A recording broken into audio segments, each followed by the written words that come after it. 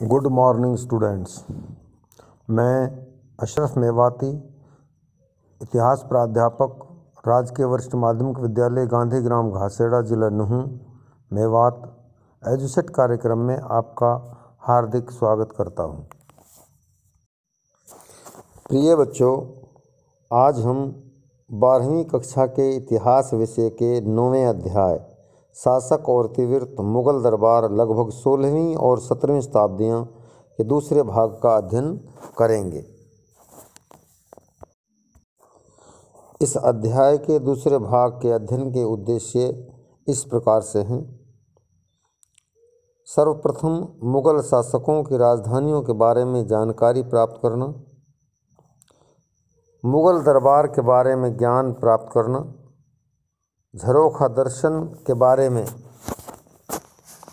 जानकारी हासिल करना, मुगल शासकों द्वारा धारण की गई पदवियों, दिए गए और लिए गए उपहार तथा भेंटों के बारे में जानकारी हासिल करना, मुगल शाही परिवार हरम और उनके नौकरों के बारे में जानकारी प्राप्त करना और मुगलों के साथ ईरान के सफ़ावी वंश तथा ओटोमन साम्राज्य के संबंधों का अध्ययन करना तथा मुगल काल में यूरोप के जेसुइट पादरियों के आगमन, अकबर द्वारा इबादत खाने का निर्माण तथा दीन इलाही के बारे में जानकारी हासिल करना। प्रिय बच्चों, जैसा कि हम इस अध्याय के प्रथम भाग में पढ़ चुके हैं कि बाबर ने 1526 ईस्वी में पानीपत की पहली लड़ाई में इब्राहिम लोदी को हरा करके मुगल वंश की स्थापना की थी तथा आगरा को अपनी राजधानी बनाया था। हालांकि बाबर के उत्तराधिकारियों ने राजधानी को आगरा के साथ साथ कई स्थानों पर बदला। तत्पश्चात शाहजहां ने शाहजहानाबाद दिल्ली को मुगलों की राजधानी बनाया और उसके बाद 1857 ईस्वी तक दिल्ली मुगल वंश की राजधानी रही। बाबर के शासनकाल में 1526 ईस्वी से लेकर के 1530 ईस्वी तक आगरा मुगल साम्राज्य की राजधानी रहा। प्रिय विद्यार्थियों, 1530 ईस्वी में बाबर की मृत्यु के पश्चात उसका बेटा हुमायूं गद्दी पर बैठा। 1530 से लेकर के 1540 ईस्वी तक हुमायूं की राजधानी आगरा रही, परंतु 1540 ईस्वी में शेरशाह सूरी से चौसा के युद्ध में पराजित होने के पश्चात वह दिल्ली आ गया और दिल्ली में उसने दीन पनाह बनवाया, लेकिन शेरशाह सूरी द्वारा पीछा करने के बाद वह ईरान भाग गया। तत्पश्चात उसने 1555 ईस्वी में शेरशाह सूरी के उत्तराधिकारी सिकंदर सूर को हरा करके पुनः भारत पर कब्जा किया तथा आगरा को अपनी राजधानी बरकरार रखा। हुमायूं की अकस्मात मृत्यु के पश्चात 1556 ईस्वी में उसका 14 वर्षीय पुत्र अकबर गद्दी पर बैठा। बैरम खां अकबर का संरक्षक था। उस समय मुगल साम्राज्य की राजधानी आगरा थी, परंतु 1570 ईस्वी में अकबर ने फतेहपुर सीकरी को अपनी राजधानी बनाया, क्योंकि यह अजमेर जाने वाले प्रमुख मार्ग पर स्थित था। वहाँ पर उसने बुलंद दरवाज़ा बनाया। 1585 ईस्वी में अकबर ने लाहौर को अपनी राजधानी बनाया और लाहौर में किला तथा वजीर खां मस्जिद का निर्माण कराया। उसके पश्चात 1598 ईस्वी में अकबर पुनः राजधानी को आगरा ले आया। प्रिय विद्यार्थियों, वैसे तो जहांगीर के पूरे शासनकाल में मुगलों की राजधानी आगरा रहा, परंतु 1611 ईस्वी में नूरजहां से शादी के बाद अधिकतर राजकाज का काम लाहौर से किया जाने लगा। लाहौर में जहांगीर ने रावी नदी के तट पर लाल किले का निर्माण करवाया और जहांगीर गर्मियों में राजधानी को श्रीनगर ले जाता था, जहां उन्होंने शालीमार बाग और निशात बाग का निर्माण करवाया। शाहजहां के शुरुआती शासनकाल में मुगलों की राजधानी आगरा में रही, लेकिन 1640 ईस्वी में शाहजहां का ध्यान दिल्ली की ओर गया और उन्होंने दिल्ली के निकट शाहजहानाबाद शहर बसाया तथा लाल किला, जामा मस्जिद और चांदनी चौक बाज़ार जैसी चीज़ें निर्मित करवाई। और 1648 ईस्वी में शाहजहां ने दिल्ली को अपनी राजधानी बना लिया। औरंगज़ेब के गद्दी संभालते वक्त मुग़लों की राजधानी दिल्ली थी और 1857 ईस्वी तक दिल्ली ही मुग़लों की राजधानी रही, परंतु इस दौरान आगरा का महत्व भी कम नहीं हुआ। हालांकि औरंगज़ेब के दक्षिण अभियानों के दौरान सारा राजकाज दक्षिण से ही चलाया जाता था। प्यारे बच्चों, अब हम मुग़ल दरबार के अंतर्गत मुग़ल काल में शासक की स्थिति, शासक को दरबारियों द्वारा किए जाने वाले अभिवादन सलाम, शासक द्वारा जनता को दिए जाने वाले झरोखा दर्शन, दरबार अकबरी और शाहजहां के रत्न जड़ित सिंहासन का अध्ययन करेंगे। मुग़ल काल में बादशाह सर्वशक्तिमान था। वह उस स्तंभ की तरह था जिस पर धरती टिकी हुई है, अर्थात राजकाज की सभी गतिविधियां बादशाह के इधर उधर घूमती थी। समाज में बादशाह को हृदय का स्थान हासिल था। बादशाह जब सिंहासन पर बैठ जाता था तो कोई भी व्यक्ति कहीं भी नहीं जा सकता था और अन्य अमीर अथवा मंत्रियों का स्थान बादशाह के पास बैठने की दूरी से निर्धारित होता था।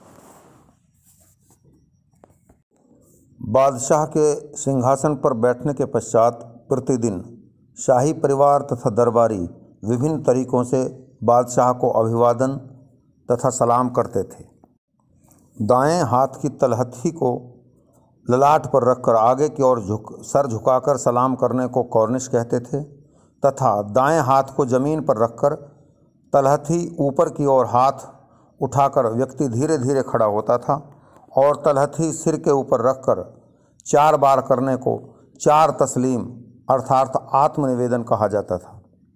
यदि कोई दरबारी या राज परिवार का सदस्य अभिवादन में गलती या चूक करता था तो उसे तुरंत दंड दिया जाता था।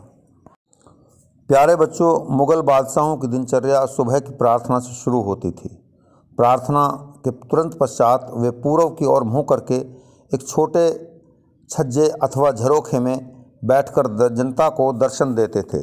नीचे लोगों की भीड़, सैनिक, व्यापारी, शिल्पकार, किसान तथा बीमार बच्चों को लेकर के उनकी माताएं बादशाह के दर्शन के लिए लालायित रहती थी। अकबर बादशाह स्वयं 1 घंटा तक जनता को दर्शन देते थे। इस झरोखा दर्शन का मुख्य उद्देश्य आम लोगों के बीच शाही सत्ता की स्वीकृति को बढ़ावा देना था। दरबार अकबरी के अंतर्गत बादशाह के दरबार में आने से पहले ही परिवार के सदस्य तथा सभी अभिजात वर्ग और अधिकारी दरबार में पहुंच जाते थे।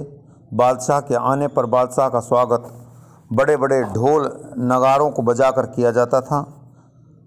दरबार की शुरुआत अल्लाह के नाम से, अल्लाह का गुणगान करके शुरू की जाती थी। तत्पश्चात दरबारी और परिवार के सदस्य सभी बादशाह को अभिवादन करते थे। उसके बाद विभिन्न विभागों के दीवान अर्थात मंत्री अपनी अपनी रिपोर्ट दरबार ख़ास और दरबार आम में प्रस्तुत करते थे। उसके पश्चात बादशाह आम जनता से मिलता था तथा विभिन्न क्षेत्रों के कलाकार, गायक, कलाबाज अपनी दक्षता का बादशाह के सामने प्रदर्शन करते थे। प्यारे बच्चों, बादशाहनामा में वर्णित तख्ते मुरस्सा अर्थात रत्न जड़ित सिंहासन शाहजहां के राज्यारोहण के समय बनवाई गई थी। यह एक ऐसी छतरी थी जो 10 कोणों के स्तंभों पर टिकी हुई थी और उसकी ऊंचाई सीढ़ियों से लेकर के गुंबद तक 10 फीट थी। इसमें 86 लाख रुपए के रत्न तथा बहुमूल्य पत्थर, 14 लाख रुपए का 1 लाख तोला सोना और एक बहुमूल्य पत्थर रूबी जिसकी कीमत 1 लाख रुपए थी, जिसे ईरान के शाह अब्बास ने जहांगीर को भेजा था, लगा हुआ था। इसके निर्माण में 7 वर्ष लगे। इस रूबी पत्थर पर तिमूर साहिब किरान, मिर्ज़ा शाहरुख, मिर्ज़ा उलुग बेग, शाह अब्बास, अकबर, जहांगीर तथा शाहजहां के नाम लिखे हुए थे। प्यारे बच्चों, मुग़ल दरबार में बादशाह द्वारा गद्दी पर बैठने, सिंहासन रोहण की वर्षगांठ के अवसर पर ईद, होली, शब बारात, योम पैदाइश, शादियों तथा नवरोज़ के अवसरों पर समारोह आयोजित होते थे। बादशाह द्वारा गद्दी पर बैठने तथा गद्दी पर बैठने के वर्ष पूरे होने पर दरबार में बड़ा शानदार जश्न मनाया जाता था तथा बादशाह गरीब लोगों को मीरास बांटता था। ईद के अवसर पर मुग़ल दरबार को, महलों को बड़े शानदार तरीके से सजाया जाता था। ईद उल फित्र का त्यौहार जो बहुत ही पवित्र त्यौहार है, माह रमज़ान के 30 रोज़ों के पश्चात चाँद देखने पर शव्वालुल मुकर्रम की पहली तारीख को मनाया जाता है। इस दिन लोग आपस में गले मिलकर एक दूसरे को मुबारकबाद देते हैं। ईद उल अज़हा का त्यौहार इस्माईल अलैहिस्सलाम की कुर्बानी की याद में मनाया जाता है तथा ईद मीलादुन नबी इस्लाम धर्म के संस्थापक हज़रत मोहम्मद के जन्मदिन पर आयोजित होता है। सम्राट अकबर द्वारा राजपूत रानियों से शादी करने के पश्चात महल में होली, दीपावली तथा रक्षाबंधन के त्यौहार भी बहुत ही ज़ोर शोर के साथ मनाए जाते थे। शब बारात का त्यौहार इस्लामी कैलेंडर के 8वें महीने शाबान की 14वीं रात को मनाया जाता था। इस्लाम के अनुसार इस रात खुदा अल्लाह सर्वशक्तिमान व्यक्तियों का पूरे वर्ष का भाग्य निर्धारित करता है। इस खुशी में, इस उम्मीद के साथ लोग अल्लाह की पूजा करते थे और अपने उज्जवल भविष्य की कामना करते थे। बादशाहों के योम पैदाइश तथा शहजादों के जन्मदिन पर महल में बड़े शानदार कार्यक्रम आयोजित किए जाते थे। शाही महल में शाही परिवार के सदस्यों की शादियों तथा अमीर उमरा के बच्चों की शादियों के अवसर पर भी शानदार जश्न मनाया जाता था तथा विभिन्न कार्यक्रम आयोजित किए जाते थे। शाही महल में बसंत ऋतु के आगमन तथा फ़ारसी वर्ष के नए दिन, जिसे नवरोज़ कहा जाता था, के अवसर पर भी बहुत शानदार समारोह आयोजित किए जाते थे।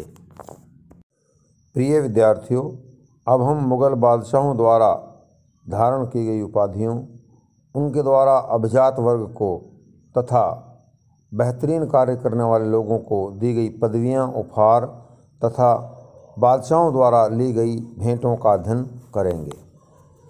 प्रिय विद्यार्थियों, मुग़ल वंश के संस्थापक बाबर ने जब काबुल और कंधार को जीता तो उसने बादशाह अथवा बादशाह की उपाधि धारण की। उसके पश्चात उसके पुत्र हुमायूं से 1540 ईस्वी में सत्ता छीनने वाले अफ़गानी सरदार फरीद खान, जिसे बाबर ने शेर खान की उपाधि दी थी, शेर शाह की उपाधि धारण करके गद्दी पर बैठा। महान मुग़ल सम्राट अकबर ने अकबर आज़म अथवा शहंशाह की उपाधि धारण की।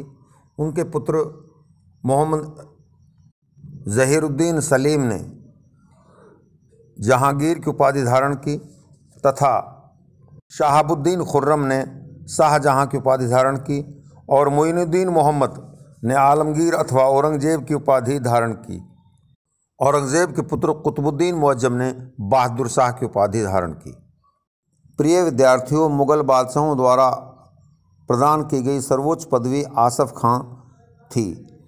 सर्वप्रथम यह पदवी बादशाह अकबर ने अपने संरक्षक बैरम खां को प्रदान की। इनके अलावा राजपूत राजा जय सिंह और जसवंत सिंह को मिर्ज़ा राजा की पदवी दी गई थी।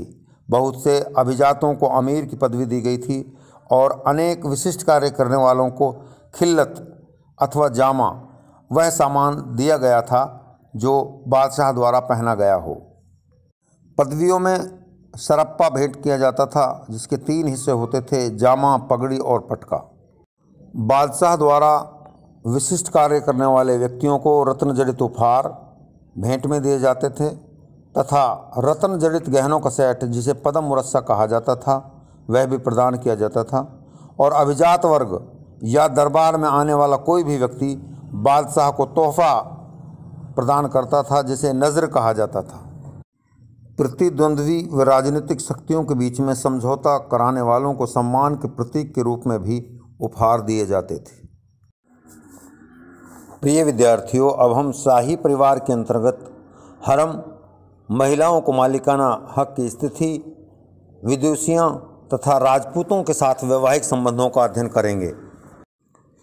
प्रिय बच्चों, हरम का शाब्दिक अर्थ है शाही परिवार, अर्थात महल का वह हिस्सा जहां बादशाहों की पत्नियां, उपपत्नियां, रिश्तेदार, पारिचारिकाएँ अर्थात नौकरानियां, गुलाम और ख्वाजा सर अर्थात हिजड़े रहते थे। उस हिस्से को हरम कहा जाता था। पत्नियों में बेगम वो पत्नियां थी जो शाही परिवारों से आई हुई थी, अगहा दूसरे नंबर की पत्नियां थी और अगाचा अर्थात उपपत्नियां, जिनको बादशाह अपनी पत्नी भी बना सकता था, वो सम्मिलित थी। एक समय में बादशाह 4 पत्नियां रख सकता था। मुग़ल काल में नूरजहां से पहले संपत्तियों पर औरतों के मालिकाना हक का कोई प्रमाण नहीं मिला है। नूरजहां के बाद न केवल सत्ता पर बल्कि संपत्तियों पर भी महिलाओं के अधिकार शुरू हो गए थे। शाहजहां की पुत्रियां जहान आरा व रोशन आरा, जिनको काफ़ी ऊंचा दर्जा हासिल था और एक ऊंचे शाही मनसब के समान उनकी आय थी। जहान आरा सूरत बंदरगाह से होने वाले आमदनी को अपने पास रखती थी। मुग़ल काल की विदुषियों में प्रमुख नाम गुलबदन बेगम का है, जो बाबर की पुत्री, हुमायूं की बहन और अकबर की फूफी थी। सम्राट अकबर ने स्वयं गुलबदन बेगम से बाबर और हुमायूं के शासनकाल की प्रमुख घटनाओं का वर्णन हुमायूंनामा में लिखने की गुजारिश की है। प्रिय बच्चों, राजपूतों से मुग़लों के वैवाहिक संबंध उस काल की एक प्रमुख ऐतिहासिक घटना है। इससे न केवल राजपूतों और मुग़लों के बीच में मैत्री संबंध स्थापित हुए, बल्कि राजपूतों के लिए पदानुक्रम का निर्धारण भी हुआ। साथ ही मुग़लों ने राजपूतों से वैवाहिक संबंध स्थापित करके साम्राज्य विस्तार भी किया। राजपूत अपनी बेटियों के साथ मुग़लों को क्षेत्र भी भेंट में दिया करते थे। इतिवृत्तों के अनुसार संपूर्ण सत्ता बादशाह में निहित थी, अर्थात सत्ता का केंद्र बादशाह था। साथ ही अभिजात वर्गों का एक ऐसा दल था जो बादशाह के आदेशों को लागू करता था और साम्राज्य देखरेख में बादशाह की मदद करता था। अब हम नौकरशाही के अंतर्गत भर्ती प्रक्रिया तथा पद, अभिजात वर्ग की स्थिति, राजपूत व शेखजादाओं का मुग़ल अभिजात वर्ग में शामिल होना, मराठों की स्थिति, वकील, दीवान आला, सदर सुदूर, मीर बख्शी, खाने सामा, तैनात रकाब, सदर जहां, मुख्य काजी और दरोगा डाक चौकी के बारे में भी जानकारी प्राप्त करेंगे। मुग़ल काल में भर्ती प्रक्रिया में निर्जातीय और धार्मिक समूहों को वरीयता दी जाती थी। निर्जातीय का अर्थ है एक ऐसा समूह जो सांस्कृतिक रूप से एक हो और जिसको अलग से पहचाना जा सके। धार्मिक समूह में धार्मिक लोगों को पद में उच्च स्थान दिया जाता था। अभिजात वर्ग में बादशाह का वफादार वर्ग सम्मिलित था, जिसमें ईरानी, तुरानी और अफ़गानी अधिकारी होते थे। अभिजात वर्ग में सम्मिलित होना शाही सेवा में धन और शक्ति प्राप्ति का साधन तथा प्रतिष्ठा का जरिया समझा जाता था। अकबर के शासनकाल में अभिजात वर्ग में भारतीय राजपूत और भारतीय मुस्लिम शेखजादा सम्मिलित किए गए। अंतिम शक्तिशाली मुग़ल शासक औरंगज़ेब के शासनकाल में अभिजात वर्ग में मराठों की संख्या 40% थी। प्रिय बच्चों, मुग़ल प्रशासन में बादशाह के बाद सर्वोच्च पद वकील का था, जिसे प्रधानमंत्री या वज़ीर आज़म कहा जाता था। बैरम खां मुग़ल काल का प्रथम वकील था, जो अकबर का संरक्षक भी था और उस समय वित्त मंत्री भी अर्थात वजीर खजाना भी वकील ही होता था, परंतु 1564 ईस्वी में अकबर ने महकमा खजाना को अलग कर दिया। मुग़ल काल में वजीर खजाना को दीवान आला कहा जाता था। न्याय व्यवस्था को देखने वाले व्यक्ति को मुग़ल काल में सदर सुदूर कहा जाता था। उसका काम स्थानीय न्यायाधीशों व काजियों की नियुक्ति में बादशाह को सलाह देना तथा मदद मास अथवा अनुदान मंत्री के रूप में भी वह कार्य करता था और धार्मिक संस्थानों को दिए गए अनुदान की देखरेख भी करता था। मीर बख्शी मुग़ल शासक के दाईं ओर स्थान ग्रहण करता था। वह उच्चतम वेतनदाता था तथा नियुक्तियों में उसकी भूमिका बहुत महत्वपूर्ण होती थी। प्रिय बच्चों, शाही महल का प्रबंधक मुग़ल काल में खान सामा कहलाता था। वह शाही दावतों की देखरेख भी करता था तथा घरेलू कार्यों का इंचार्ज खान सामा ही होता था। मुग़ल कालीन प्रशासनिक व्यवस्था में अभिजातों का एक सुरक्षित दल था जिसकी प्रतिनियुक्ति ज़रूरत पड़ने पर कहीं भी की जा सकती थी और उसका कार्य घरेलू सुरक्षा करना था। उनकी जिम्मेदारी होती थी कि वो प्रतिदिन सुबह शाम बादशाह के सामने आत्मनिवेदन करें। मुग़ल काल में बादशाह के धार्मिक सलाहकार को सदर जहां कहा जाता था। उसका काम धार्मिक संस्थाओं को दान दिए जाने वाले धन की देखरेख करना तथा धार्मिक कार्यों की देखभाल करना था। वह वजीफ़ों, स्कूल को दान में दी गई मुफ्त भूमि तथा गरीबों की सहायता का भी देखरेख करता था। मुग़ल काल में मुख्य न्यायाधीश का कार्य था डाका, कत्ल, फौजदारी आदि मामलों के फैसले करना, प्रांतीय काजियों की नियुक्तियों में बादशाह को सलाह देना तथा प्रांतीय काजियों के निर्णयों के विरुद्ध अपील सुनना और उन्हें मुख्य काजी कहा जाता था। गुप्तचर विभाग के मुखिया को दरोगा डाक चौकी कहा जाता था। वह देश में डाक व्यवस्था को सुधारने के साथ साथ उसकी देखभाल करता था तथा देश में गुप्तचर नियुक्ति करना भी उसकी जिम्मेदारी थी तथा साथ ही वह घटनाओं की सूचना भी एकत्रित करके बादशाह तक पहुंचाता था। प्रिय विद्यार्थियों, अब हम मुग़ल कालीन गुप्तचर व्यवस्था, आलेख तैयार करने की विधि तथा डाक व्यवस्था का अध्ययन करेंगे। दरबारी लेखक बादशाह के आदेशों का लिखने का काम करते थे। दरबारी लेखकों को वाक्यनवीस भी कहा जाता था और साथ ही वे लोगों की अर्जियों और अन्य दस्तावेज़ों को भी लिखते थे। मीर बख्शी उनके लिखे दस्तावेज़ों का निरीक्षण करता था। दरबारी लेखक ही बादशाह द्वारा आयोजित की जाने वाली बैठकों की तिथि तथा समय निर्धारित करते थे और उच्च दरबार से समाचार आदियों को तथा राजा और अभिजातों के सार्वजनिक व व्यक्तिगत जीवन के इतिहास को लिखते थे, जिससे बहुत सारी सूचनाएं प्राप्त होती थी। प्रिय विद्यार्थियों, मुग़ल काल में डाक व्यवस्था का प्रबंध बहुत ही अच्छा था। अनेक प्रांतों की राजधानियों से सूचना तुरंत ही बादशाह तक पहुंच जाती थी और इस सूचना को पहुंचाने का काम बांस के डिब्बों में कागजात को लपेटकर हरकारे अथवा जिन्हें कसीद या पथमार कहा जाता था, दिन रात करते थे। इस प्रकार शाही डाक एक छोर से दूसरे छोर तक बहुत कम समय में पहुंच जाती थी। सूचना तंत्र का प्रमुख हिस्सा सुदूर क्षेत्रों में राजपूत सरदार, अभिजात वर्ग, बड़े बड़े अधिकारी जो उद्घोषणाओं की नकल तैयार करवाकर टिप्पणियों सहित बादशाह के पास भेजते थे। इस प्रकार पूरा मुग़ल साम्राज्य तीव्र सूचना तंत्र से जुड़ा हुआ था। अब हम केंद्र से परे अथवा मुग़ल कालीन प्रांतीय प्रशासनिक व्यवस्था का अध्ययन करेंगे, जिसके अंतर्गत सूबेदार, प्रांतीय दीवान, प्रांतीय बख्शी, सदर तथा फौजदार आदि का अध्ययन किया जाएगा। प्रिय बच्चों, वर्तमान प्रशासनिक व्यवस्था के प्रांत अथवा प्रदेश को मुग़ल काल में सूबा कहा जाता था और सूबा के मुखिया को सूबेदार, सिपहसालार या साहिब सूबा कहा जाता था, जिसकी नियुक्ति स्वयं बादशाह द्वारा की जाती थी और सूबेदार बादशाह को सीधा अपना प्रतिवेदन प्रस्तुत करता था। सूबेदार का कार्य प्रांत में अथवा सूबे में शांति व्यवस्था स्थापित करना और न्याय संबंधी कार्यों को निपटाना था। सूबे में वित्तीय व्यवस्था को देखने वाले मंत्री को प्रांतीय दीवान कहा जाता था और इसकी नियुक्ति भी सम्राट द्वारा की जाती थी और यह सीधा केंद्रीय दीवान के अधीन होता था, अर्थात इस पर सूबेदार का नियंत्रण नहीं होता था। प्रांतीय मीर बख्शी की नियुक्ति भी केंद्रीय मीर बख्शी की सलाह से सम्राट द्वारा की जाती थी और प्रांतीय मीर बख्शी सूबे में सेना विभाग का मुखिया होता था, जिसका कार्य सैनिकों की भर्ती करना, वेतन बांटना, अनुशासन स्थापित करना तथा सैनिकों की तरक्की व तबादला करना था।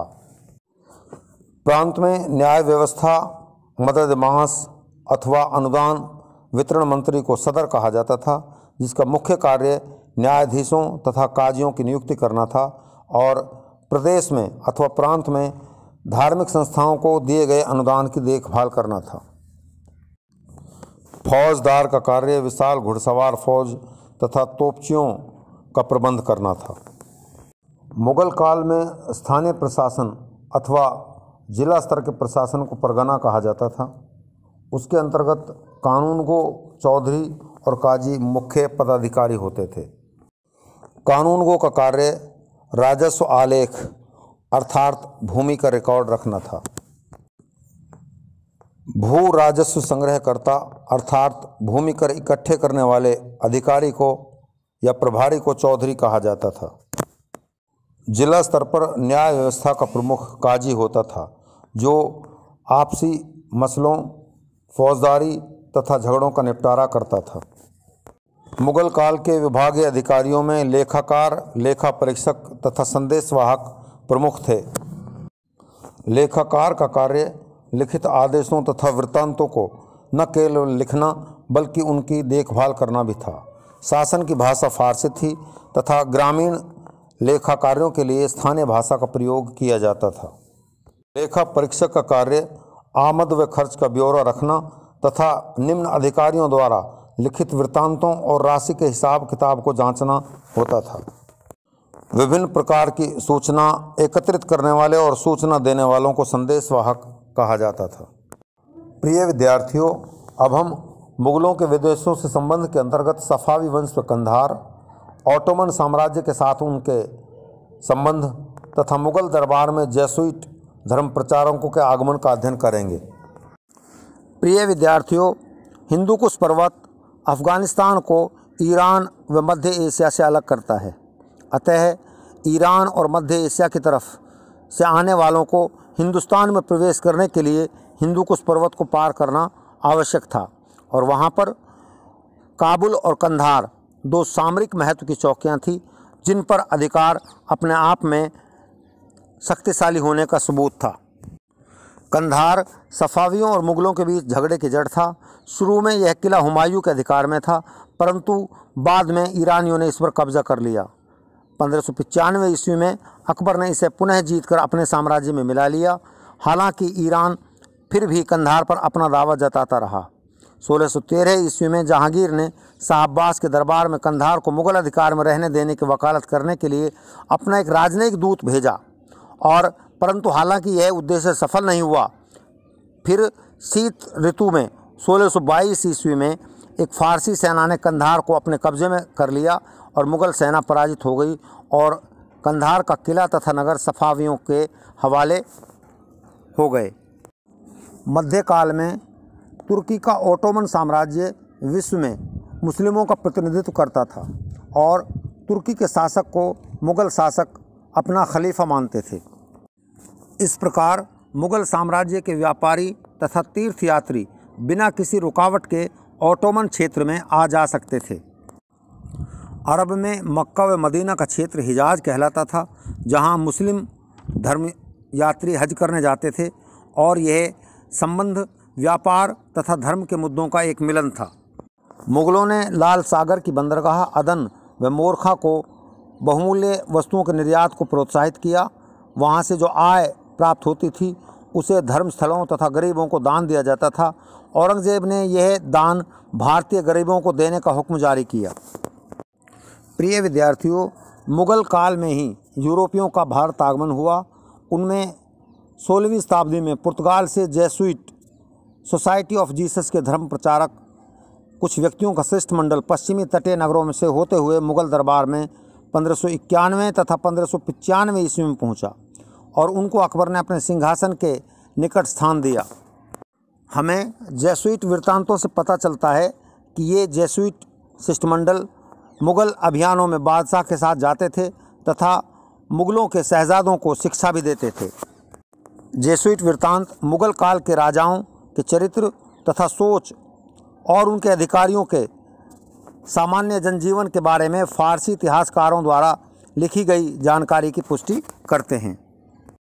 प्रिय विद्यार्थियों, अब हम अकबर के धार्मिक विचार और उसकी नीतियों का अध्ययन करेंगे, जिसके अंतर्गत धार्मिक ज्ञान की तलाश, इबादत खाने का निर्माण, प्रकाश के दर्शन का सृजन तथा हरम में होम आदि का अध्ययन किया जाएगा। जैसा कि हम जानते हैं, अकबर एक धर्मनिरपेक्ष राजा था। वह सभी धर्मों का सम्मान करता था तथा उसने सभी धर्मों में आपस में तालमेल स्थापित करने की कोशिश की। उसने रूढ़िवादिता का विरोध किया। उसने सभी धर्मों के विद्वानों को आमंत्रित किया और सभी धर्मों की अच्छाइयों को जानने के लिए उसने उनमें आपस में विचार विमर्श कराया। प्रिय बच्चों, विभिन्न धर्म के धर्मगुरुओं के बीच धार्मिक तर्क वितर्क के लिए अकबर ने सीकरी में इबादत खाना बनवाया। सभी धर्मों के धर्मगुरुओं से प्रभावित होकर 1582 ईस्वी में अकबर ने दीन इलाही मत चलाया। विभिन्न धर्मों के विद्वानों के विचारों से प्रभावित होकर अकबर ने रूढ़िवादी तरीकों से दूर प्रकाश और सूर्य पर केंद्रित देवी उपासना के स्वकल्पित विभिन्न दर्शनग्राही रूप की ओर बढ़ने के कदम उठाए। इससे अकबर की छवि सुदृढ़ हुई और राज्य की विचारधारा को आकार देने में इस छवि का प्रयोग किया गया। इसके परिणाम स्वरूप अकबर अपने शत्रुओं पर नियंत्रण कायम करने में सफल रहा।